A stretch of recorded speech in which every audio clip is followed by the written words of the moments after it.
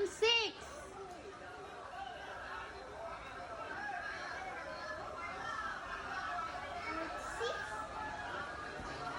Paano naging 36?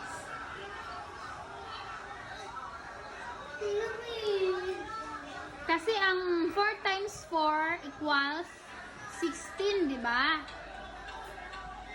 Eh, hindi mo naman pwedeng, di ba? Yung nasa baba, explain ko sa'yo, yung nasa baba, ilan na yan sa baba?